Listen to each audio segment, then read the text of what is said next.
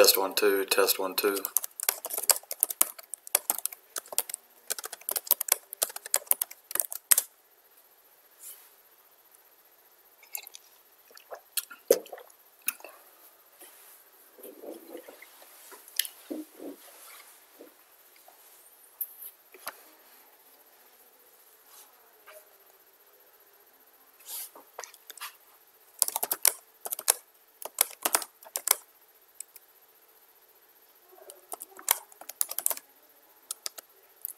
This will be a first if everything's running smoothly, so everybody can see me and everybody can hear me, or at least the 5 of you guys that are in watching right now.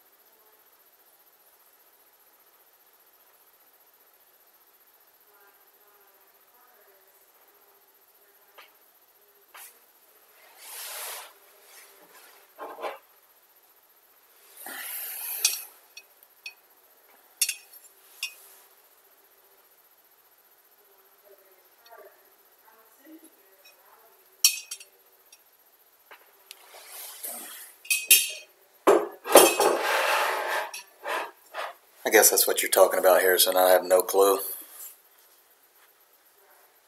think my in-laws bought that in St. Thomas for my wife.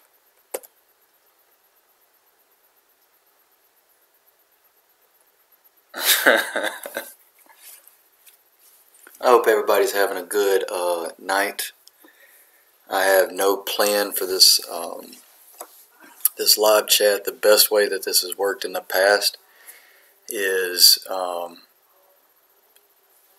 if you've had a question about the test, or if you had some last minute questions that you didn't get in class, you're more than welcome to ask here. This is not going to be anything perfect. Try to everybody not at once type a question into that live chat, because I'll try to answer them as I go. My goal for this chat is to get you understanding where I'm coming from when I created the question. All right, and hopefully that'll give you lessen the anxiety and give you a game plan for answering the questions. I apologize if I stutter and stumble on these things. It's not perfect. I hate talking into these things because obviously I'm not an entertainer, although I might give you some AMSR.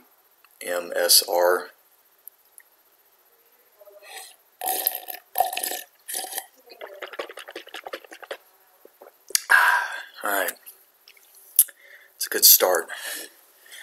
So the first question asked was, Nadia was like, what are the questions going to be on the test? I'm not going to give you the questions because that's just too easy. All right, you kids are smart, you're brilliant, and I'd say 90 to 95% of y'all have listened. You've done that study guide. You've put all your effort into this. One of the things that you have to understand, and I hope that I've gotten this in every class, and I don't want to sound like a broken record, is there's no more of this just memorizing facts, taking a test, and going through the answers just like what you did in AP. All this is essay based, and you're just building up a foundation of information to be able to answer an essay. So the way that I asked the questions, I wanted you to focus your analysis on the bigger picture. I guess what I mean by that is politically, or trying to see what's going on in the big picture of things within the United States during the Missouri Compromise and during the nullification crisis. So a couple of the questions that I've asked are focusing on how the government's role in these events, and how it can be analyzed, or how it can be discussed. Like if you take a comparison contrast idea with the Missouri Compromise and the nullification crisis, you might think, well, how can these events be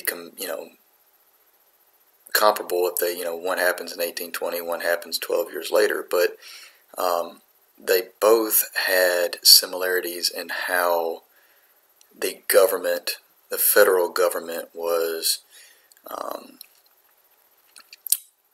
how it was used, or how the federal government was able to exemplify its power. And then from the other side, or other perspective of that, how did the southern states continue to fight for their states' rights, right? You can go back and you can compare, from the nullification crisis, that, the federal government was able to keep South Carolina from leaving the Union, and got them to back down, and got them to agree to a tariff that they would ultimately pay. But if you look at that from the other perspective, like we talked about in class, well, the southern states, or South Carolina in particular, was able to put a little dent into the federal government, for lack of better terms. It continued this debate, or is going to continue this debate, that's ultimately going to lead to rise in tension, and ultimately, the Civil War. So when you're looking at trying to study for this test, try to look for the bigger themes, or the main themes, or common themes that's happening between the two historical events, right? Don't just memorize a bunch of historical facts and that be it. I feel like sometimes I get to the point where, I'm telling you not to base your essay on facts, but you still need to know the facts to be able to analyze the information correctly, or to make sure that you're truly understanding what's going on. I know that's not as smooth as an explanation maybe that I can give you at 9 o'clock at night, but I'm trying to, in a roundabout way, give you insight on the question without just flatly, just without telling you the question straight up. I hope that makes sense. If it doesn't, maybe you can ask a question, or kind of help guide the conversation here. Maggie's mentioned some here. You mentioned that you have 2 really good questions. Are we answered, or do we get to choose the one that we? All right. So there's 4 total questions on the test, Maggie. You're going to choose one. All right, and you're just going to choose the one that you feel most comfortable answering. I'll tell you, there's one question that's speaks specifically to the Missouri Compromise. There's one question that speaks specifically to the nullification crisis. There's one question that all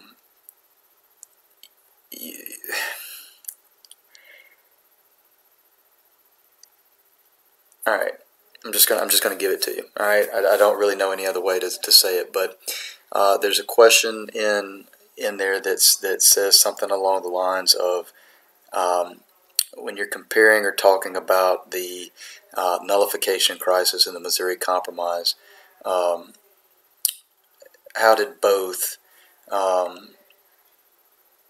I can't remember exactly how I worded it. I've got to go back and look at it. But how did both kind of exemplify the supremacy of the federal government, right?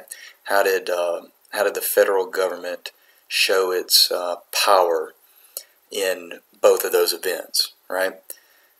The question is worded a lot better than what I just mumbled, but you kind of see how you have to know the facts of the Missouri Compromise and you have to know the facts of the nullification crisis to be able to explain how the federal government showed its power in both of those events, right?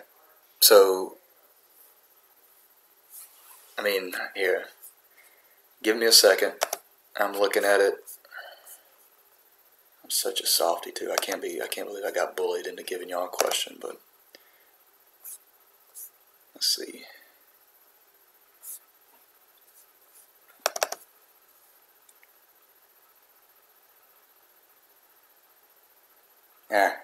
I'm not giving you any more. Alright, I mumbled all through that, but you know what? You got to decipher through my tired mumbling of what to do there, because I just read how I exactly worded it, and if you can understand both and then explain to me how the federal government reigns supreme in that, I think you're good. Okay? What else? Do you have any more questions for me?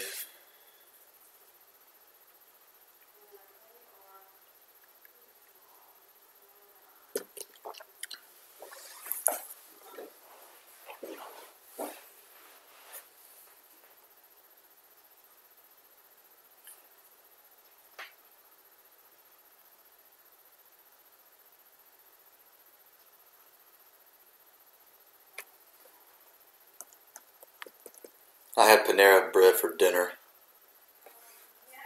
It was really good. Little steak sandwich, had a little horseradish spread on it. Had a little chocolate chip cookie to celebrate. It's a good day.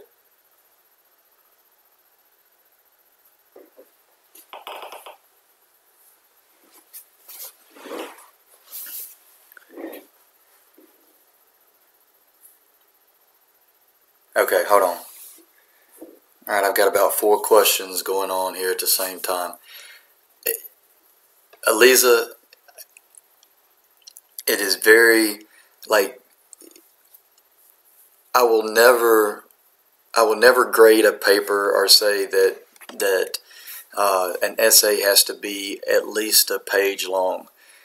Go back and look at that rubric. If you can justify in your mind, that you've hit every one of those strands in the rubric, and I will give you the rubric, then some people could check every box in that in a page and a half. Obviously for some of y'all it takes more. I'll just be completely brutally honest with you guys. Think about there's 70 to 80 kids in the class. I teach 4 sections of the DP. If all of y'all write 4 to 5 pages, then I'm looking at 400 pages to read and grade, and it is what it is. Each one of these questions is designed to be something that I feel like you can knock out. You know what? I don't want to give you my suggestions because I feel like then you're going to do exactly what I say. Have faith and confidence in what you're doing, and be able to kind of stand your ground and argue that you've done what you're supposed to, because you're looking at the rubric, you're looking at what I give you on the test, and if you get it done in a page, and you can argue it, and we can agree that you effectively analyzed and seen it from different perspectives and everything like that, then you're good. So don't worry yourself about how long it should be. Just have confidence in what you're writing and make sure that you've analyzed what you're supposed to. All right.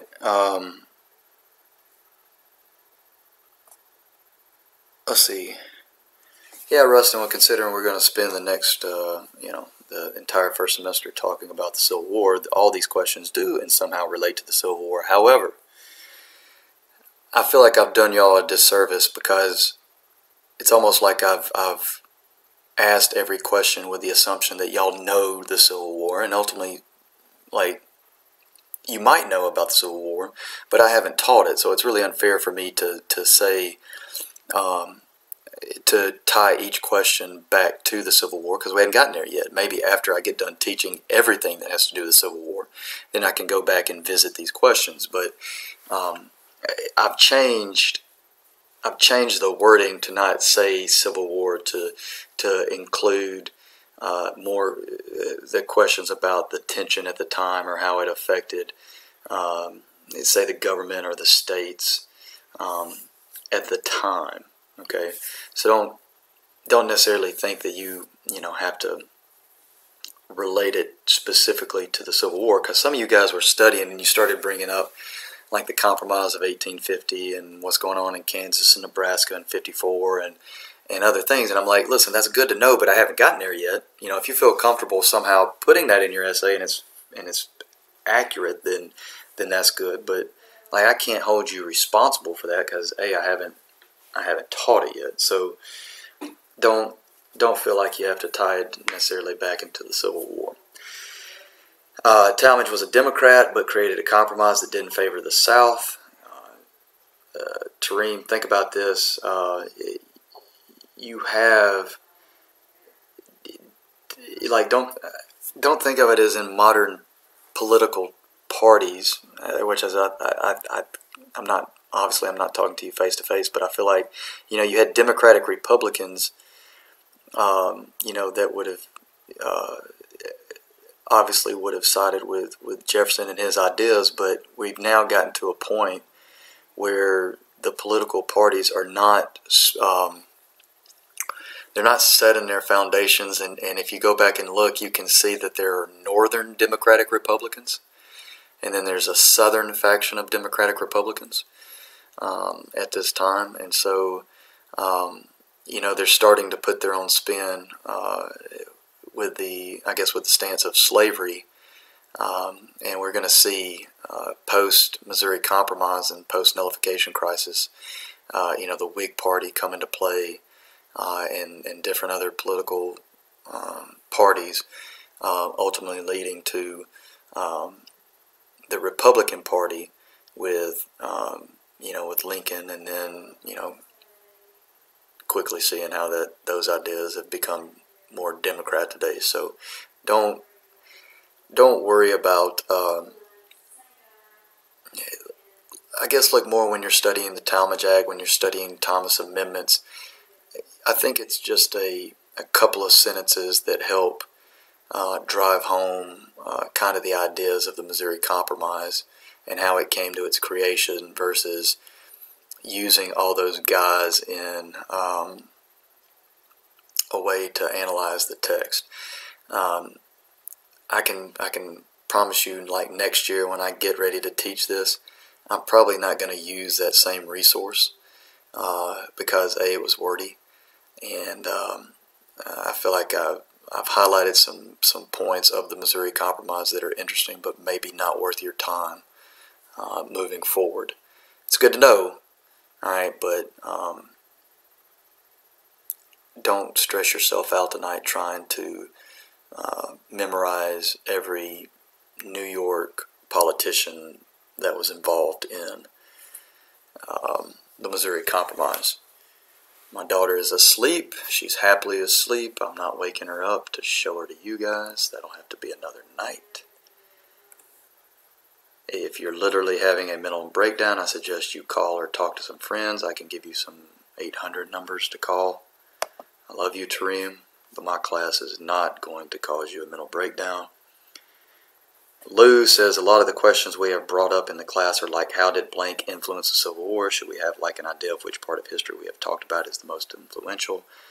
Lou, I hope I answered that question already. I didn't see your question, but I hope in my rambling that it answered that.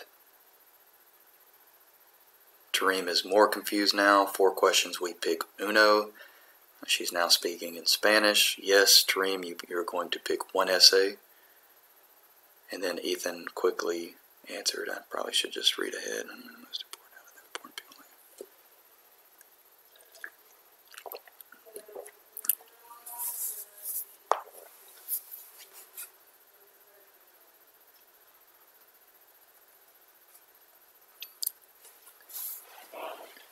All right, give me some feedback here, guys. Are you good with what I've explained so far, or is there something else that's going on? Because I'm trying to get caught up in all the chats. Like maybe it's easier for you if you want to send me a text on Remind, like you don't want to get in, or send me a text on the live chat. Yes, Treem, you gotta focus your time on studying those two: the nullification crisis, know about tariffs, be able to analyze the idea of a tariff, how it affected the North, how it affected the South, how it affected foreign countries that were engaged with the South.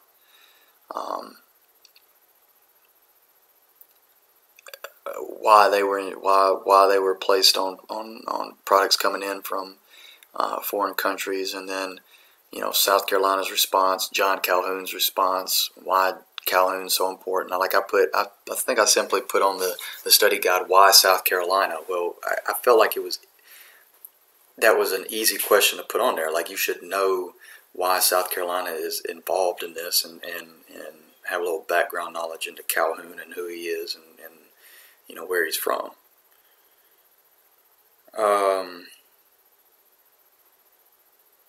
Yeah, Dream, you can. Well, Dream, you can share it with me, but here's the problem. If I start getting 40 people sharing it, like, I'll try to do the best I can. I just feel like if you've answered all those questions legitimately and you've put in the time and effort that I know 95% of y'all have, you're prepared. Eliza, I'll get you a rubric. Here, let's see if I can find a link real quick. Hold on.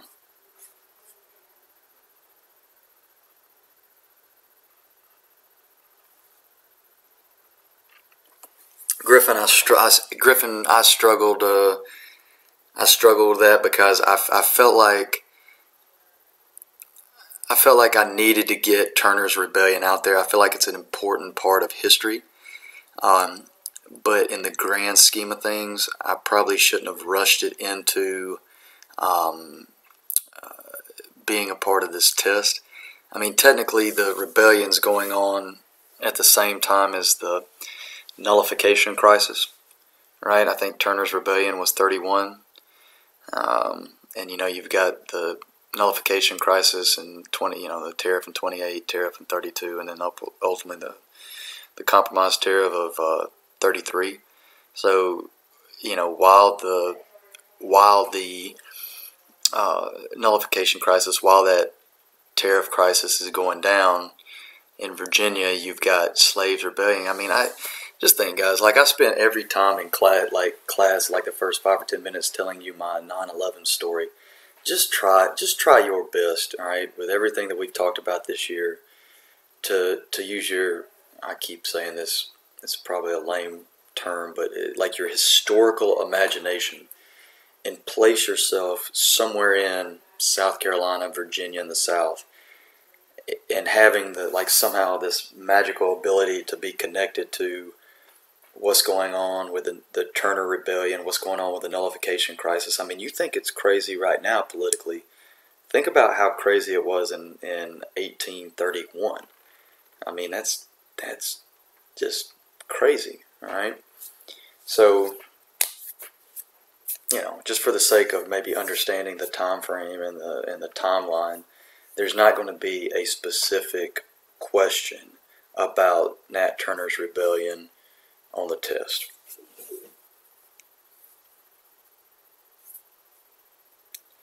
Alright, so Ethan says, do you think that in an essay we should focus more on how the Missouri Compromise and nullification crisis were compromised, or more how they made the mark on federal state policies and aggression?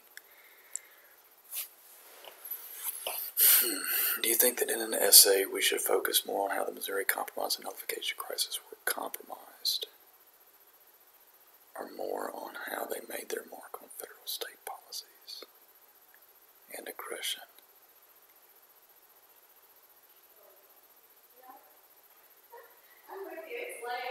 You know, Ethan, I feel like the main mark for one of the questions is going to be that second part about how federal and state policies were created. But I think, like, to be able to talk about that, you have to talk about how they were compromised. Like, maybe I'm misunderstanding the question, but I think you have to understand like what came to fruition for both of those, to then be able to understand how the federal government laid its law down, or how, you know, states' rights advocates or politicians felt like they were able to cut a hole into that idea. Because let's face it, if we tie it all back to the beginning of the country and the Articles of Confederation, like, there's still people around here, you know, 40, 50 years past the Articles of Confederation, that still feel like the federal government should not be the end all, like the final decision maker, that it should be the states that have that ultimate final say. So I think you have to tie all that in to be able to answer that question. Who is Nikki G?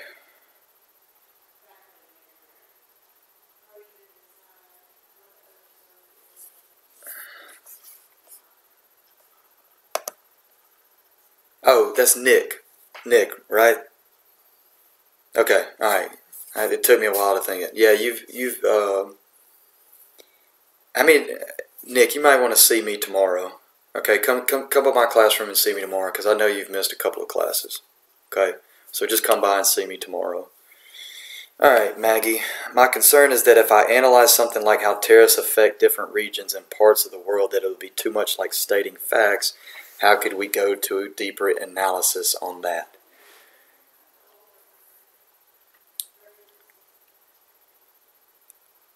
I hope that the way that I've asked the question, Maggie, would lead you to answer that. I haven't just asked about, just analyze the tariffs or describe the tariffs.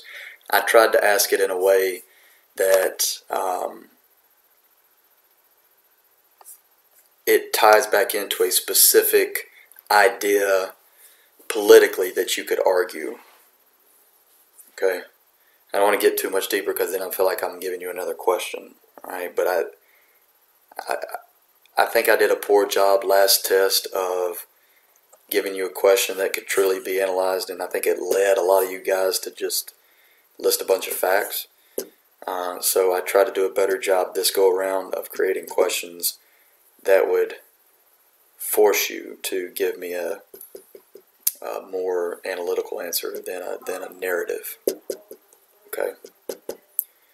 So Rustin asks, so with the nullification crisis was the legal question of whether a state has the right to nullify a federal...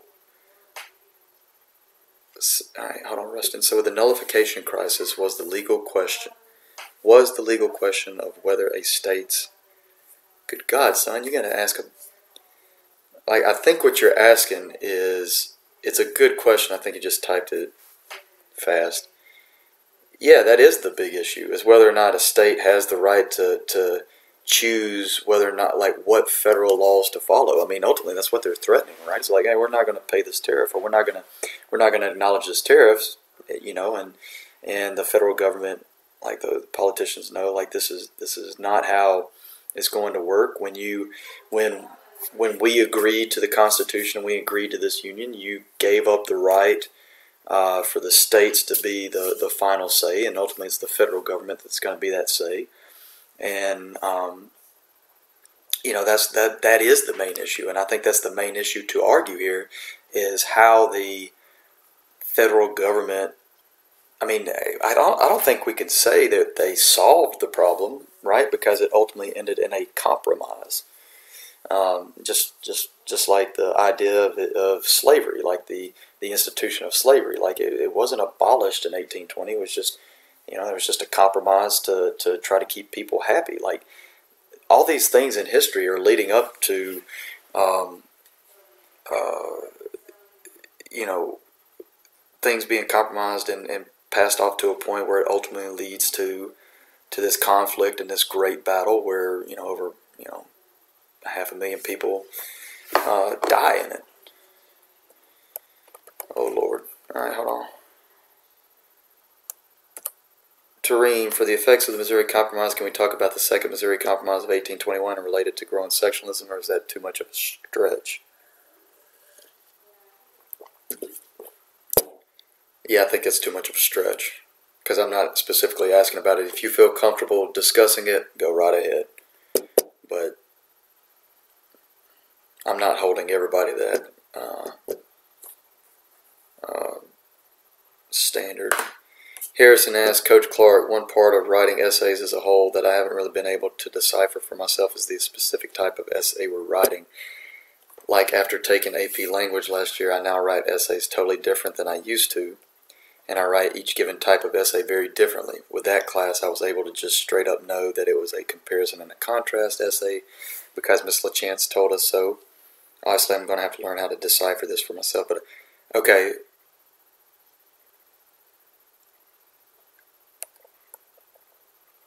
Okay. All right, Harrison, that's a legitimate concern, okay? And I will tell you that as much as you're struggling to understand it, understand I'm not an English teacher. There's nothing about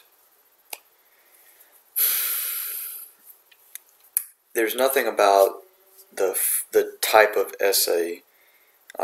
Like it's not like I tell you, okay, in this one it's going to be a straight comparison, compare and contrast type of paper. I mean, technically, if you go and you look at the rubric, all of those ideas are thrown into the rubric. Hey, did the kid, analyze certain information using effective comparison contrast ideas?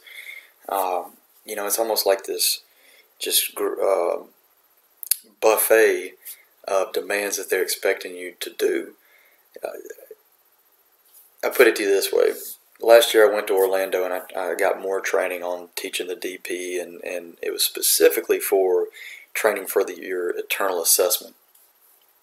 But I talked to a gentleman there that had been teaching in Houston, and he's been teaching IB for probably 20 plus years. He was a good solid dude, and he told me, he was like, listen, don't make it harder than it has to be. Like, play the IB game, all right? Everything that you see in that rubric is exactly how anybody's going to grade these papers. And I can tell, I don't think I've come to a perfect place in my teaching career where I can sit there and I've got like a bunch of examples that I can specifically point out, but I can read the essay and I can know exactly from your organization and from the explanation of certain historical concepts, people that truly get it, and then people that are struggling to connect the dots. And in all honesty, I struggled a little bit of that when I was coming through school. I was so programmed to just know facts and memorize facts in high school that when I finally got challenged by other teachers to think on my own and analyze on my own and be presented with historical information and read the information and then try to understand why people reacted the way that they did and why they made decisions,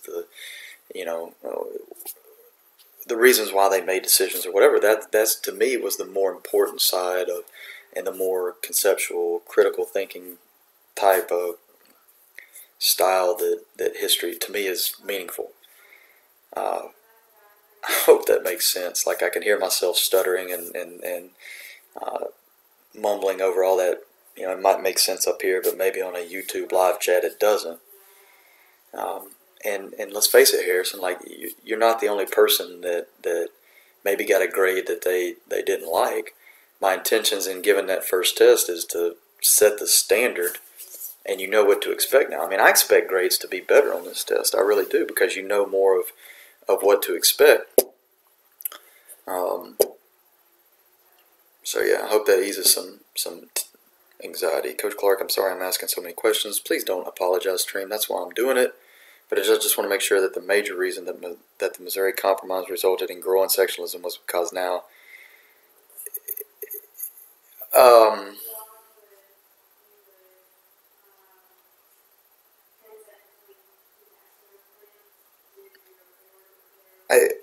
Tareem, yes, but there's got to be more. Like, if you're sitting there and saying, like, you're just going to argue the idea of slave state, free state, like, you've got to be able to explain, like, to me, you got to be able to give a little background information about why the states are having this debate in the first place, right? Like I think you got to be able to bring the Louisiana Purchase in there. You got to be able to bring, you know, Missouri applying for statehood and the debate that ensued, and that they spent, you know, the Congress spent multiple sessions to try to come up with a compromise that allowed, you know, southern states to still have that feeling of sovereignty within their state, right? To be able to decide whether or not to have slavery, while still, you know, appeasing those southern states and allowing their economies to be fruitful and to be to continue growing, and then to, you know, also address the issue of eliminating the institution of sin. So there's more to it, but the balance of the Senate, or the balance of the Senate, and being able to keep, you know, before it was 11 free states, 11 slave states, and then when Missouri starts to, you know, apply for statehood or whatever, obviously that throws off the balance, and then that's where we get Maine and, you know, so forth and so on. So in the essay, do you want us to connect our essay to the things happening in the world at the time, just like AP, or not?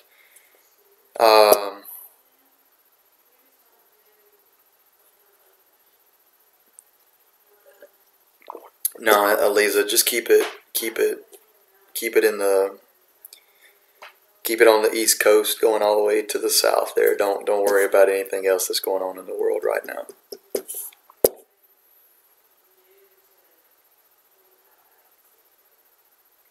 Boy, I'm a hand talker, and I'm sitting here watching this video and forget how much I use my hands. All right, I got 27 people watching here. Who all's with me still?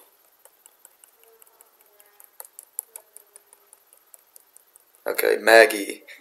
Would you say that the Louisiana Purchase contributed to a level of uncertainty in the Union, and that uncertainty could have been expanded on by the... Yes. I'm not going to add any more to it. Like, yes.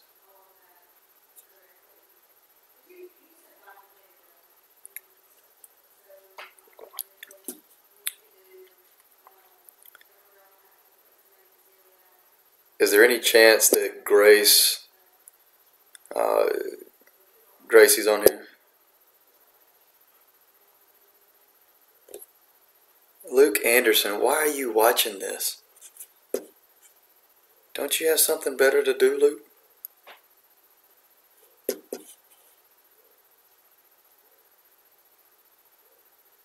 Alright.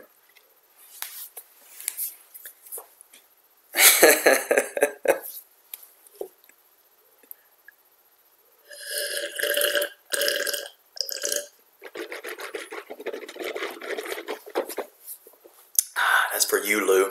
Hope you go to bed with that tonight.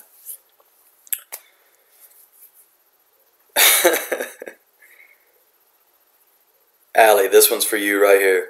White people love going to Panera Bread.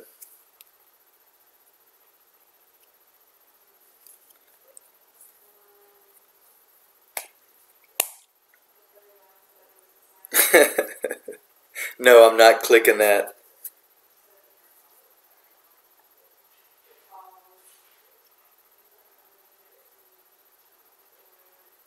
Alright, no. Here's your bonus question for tomorrow. Okay, what drink am I drinking? That's your bonus question for tomorrow. What drink is in the purple cup? All right. Okay, Julia, you want me to explain more, like from Maggie's question? All right, I'm all right. Let's look at that because if you go back and you look, like, I feel like Maggie is going to use.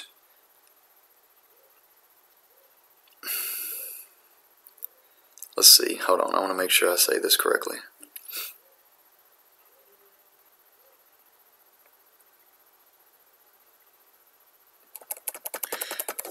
Do you remember, Julia, the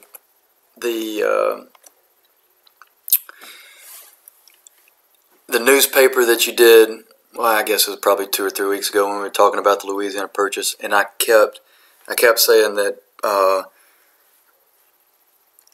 it's really hard to me to focus with the saying "okie dokie artichoke." Julia, if you think about that newspaper article, and then we talked about the Louisiana Purchase, I kept hinting at the question, like I wanted y'all to think about what problems could arise with this purchase.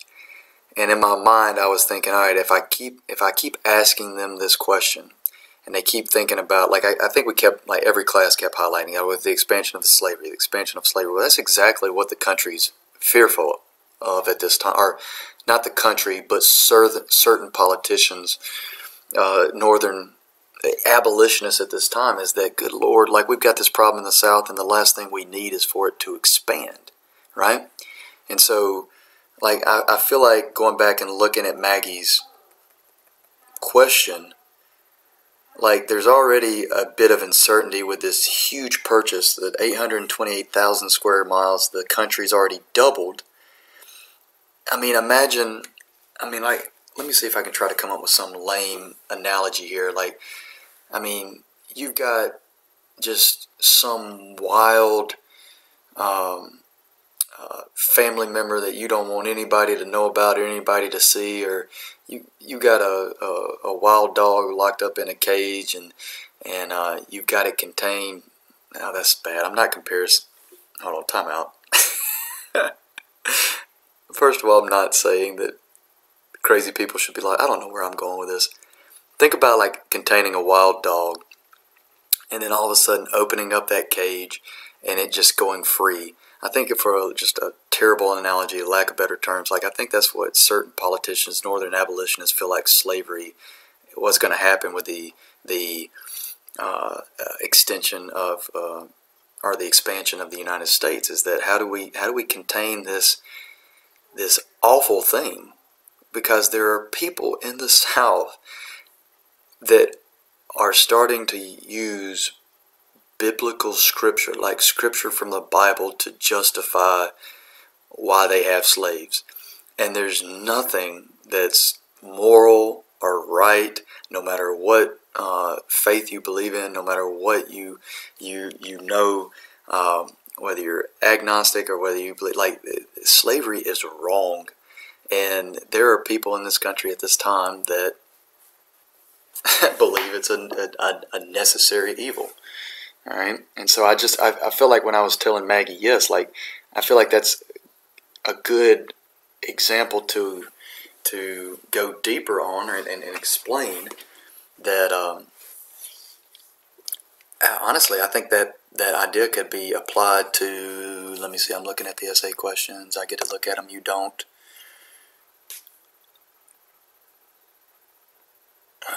I mean, shoot, you could use that idea to answer 3 of the 4 if you wanted to. So, yeah. Let's see how many of y'all have made fun of my... Let's see. I do need to go to bed, Maggie. It's late. Alright.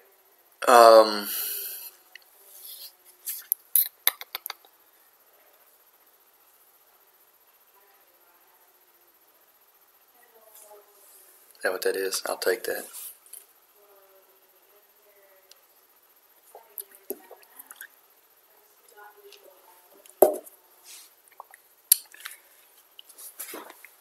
Ethan, it is a non-alcoholic drink. That would be a good way for a educator to no longer influence the young minds of individuals. I will not ever partake in a adult beverage while doing a live stream YouTube chat. That just,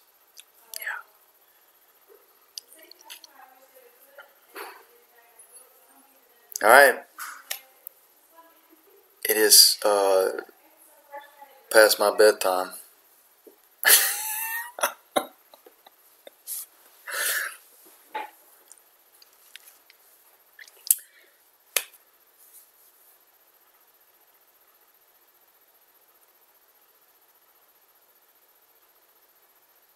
Well, be careful. Be careful,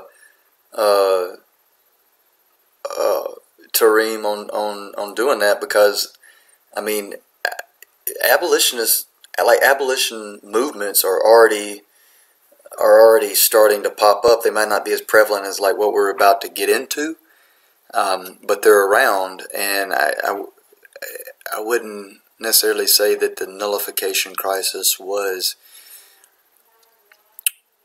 something that led to those I mean, technically, you could say all these led to abolitionist movement because they're not eliminating slavery.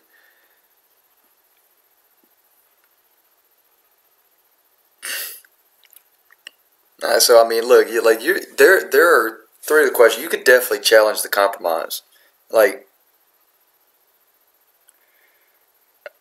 maybe not argue, but challenge it. I don't feel comfortable. I'd have to talk to you face to face on that one.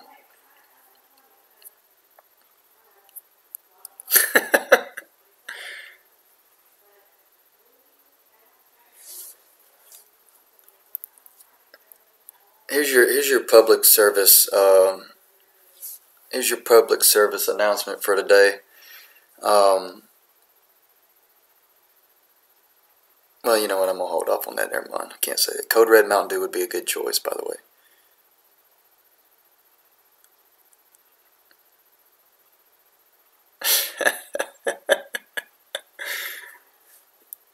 I think Harrison's gotten the closest.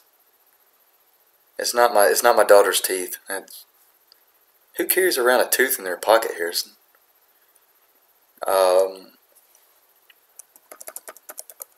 It's chocolate milk. Like I love chocolate milk. Big chocolate milk fan.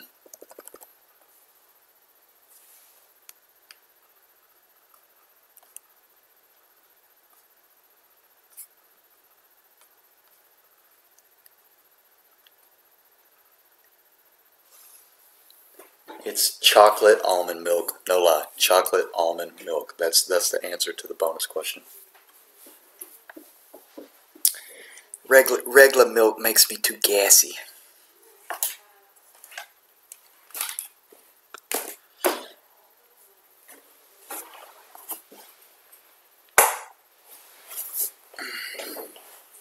Alright. I'm done unless y'all got some more.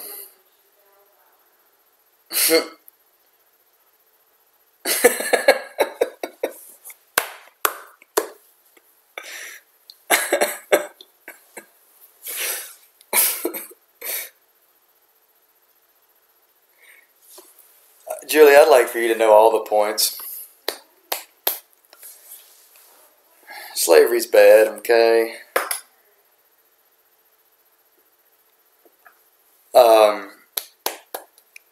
Focus your time on the Missouri Compromise and nullification crisis. Like, know why they happened, how they were resolved. Know the main players in the compromise.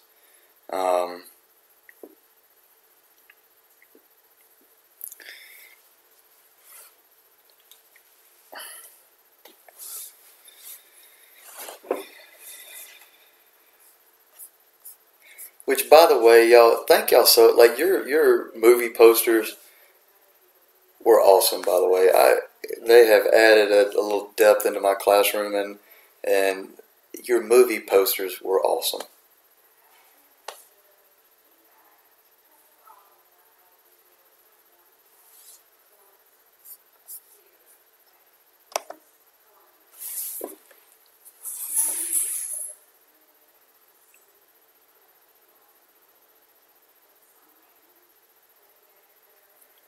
don't know. I don't think there's an easy question.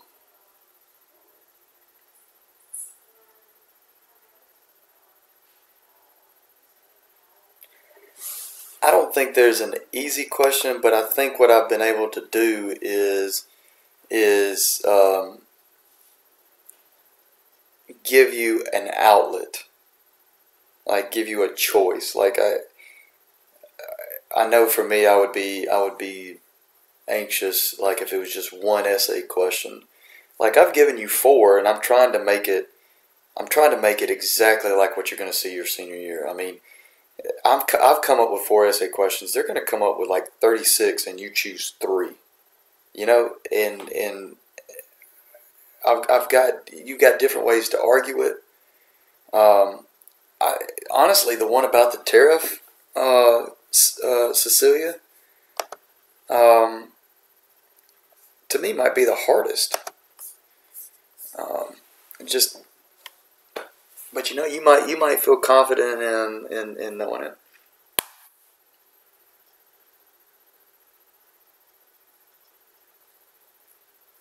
Hold on, Sophia. I'm sensing some sass in your question. I don't appreciate your YouTube sass in your question.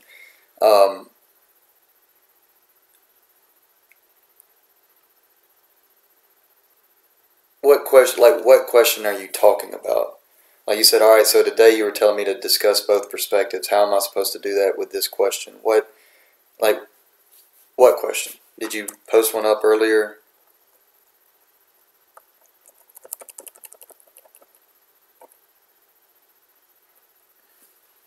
Yes. Sophia, you were sassing me. I was sassing that.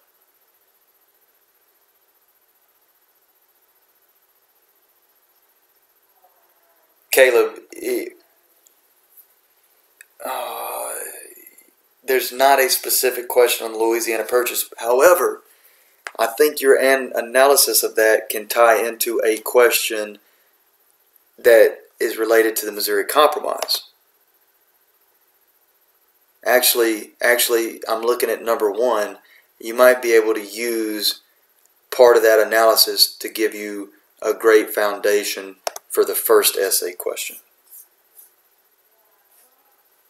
Oh, Sophia, think about this, like the different perspectives. That's easy. Like this federal government, states government. Like that's the different perspectives from that is how you attack that.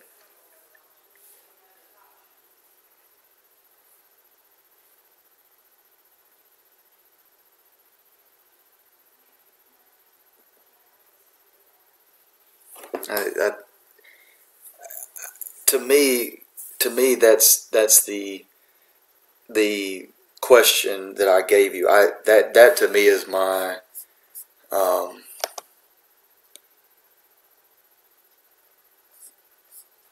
all right. I'm not gonna lie to y'all. I'm gonna be completely honest with you. I got that supremacy question directly from an old IB test. So that's that, and I think it's a good one.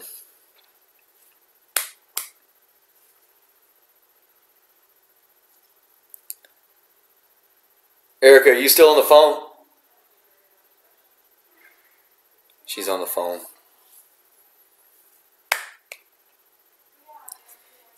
She's studying too.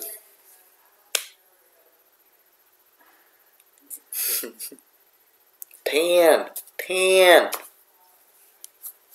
You don't even know what that movie, what movie that's from.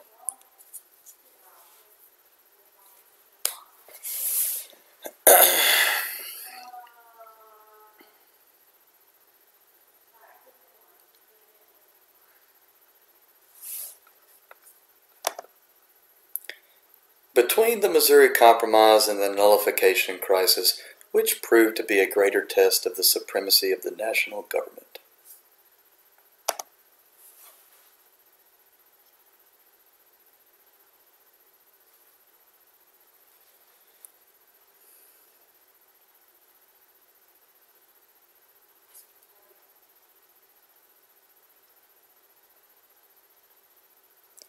Maddie, would it be better if we bring Nat Turner or the other future topics into a question that doesn't... If you feel comfortable talking about it, it applies to your question, you can analyze and it makes sense, yes. Yes. I'm doing real good. The real Isaac, is this the legend, Mr. Dantzler, that has so graciously taught me how to do my live chats, or is this another Isaac?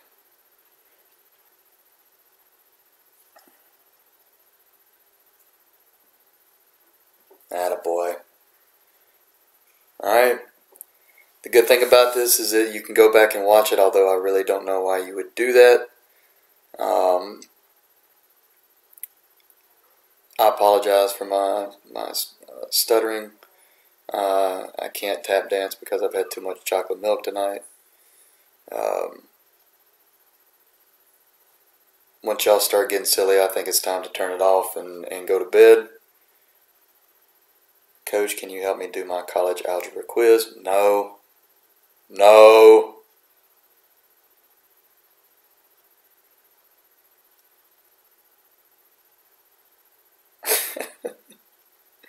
Eliza, hey, hold on, Eliza. Give me a second. Let me try to find that rubric. I'm on my school laptop and I don't have it saved.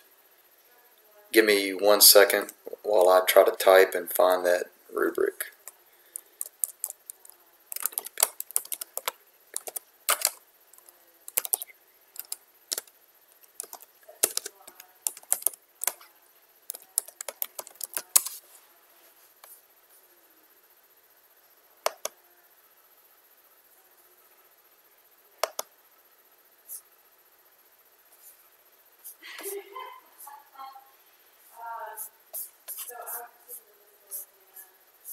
See, that's not it.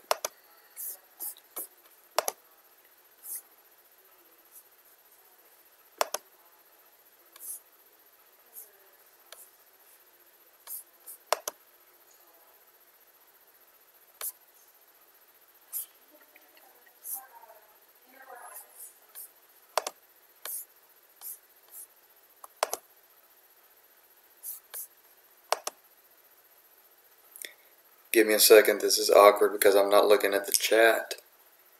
I'm trying to find this rubric for Eliza.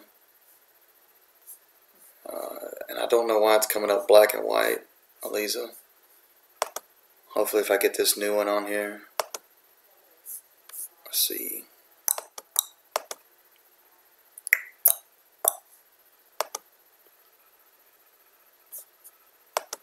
Isaac could probably tell me how to do that.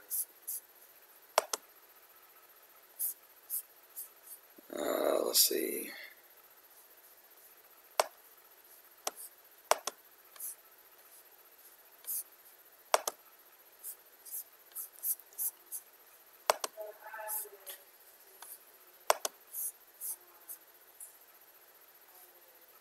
Good night, Maggie.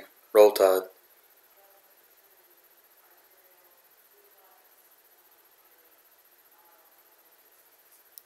Thought the big deal, Harrison, was that you could have dual SIM cards in there.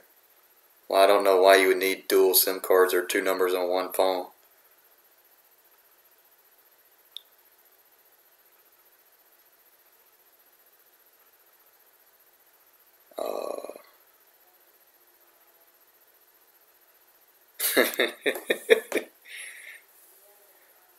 Your final IB question is, what is the Civil War? Interpret.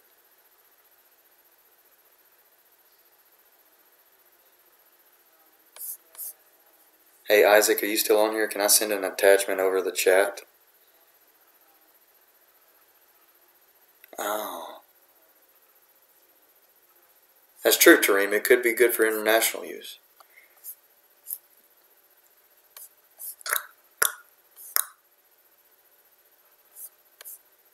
What is a vlog?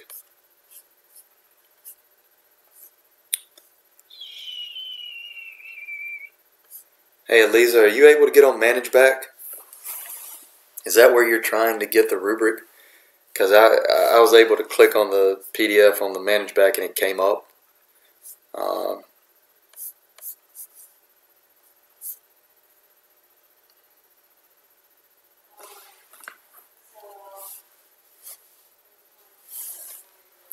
yeah.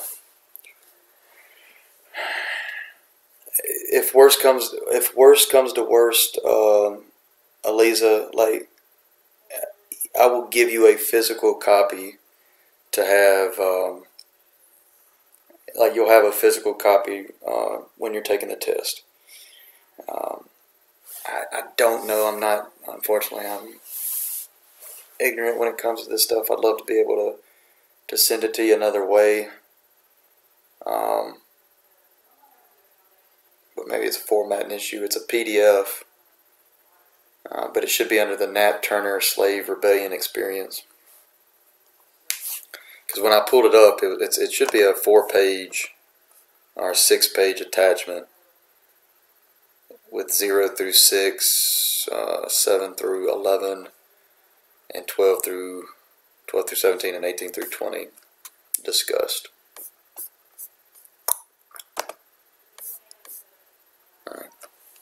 All right, guys. That's an hour. Yeah, don't stress out about this. Okay, you've studied. You have done 100 times more than most high school students at this time. That's why you're so great. But don't stress yourself out over this. There's more to life than just a simple essay test that you're going to take for me tomorrow. Get plenty of rest. Tell your mom and dad that you love them.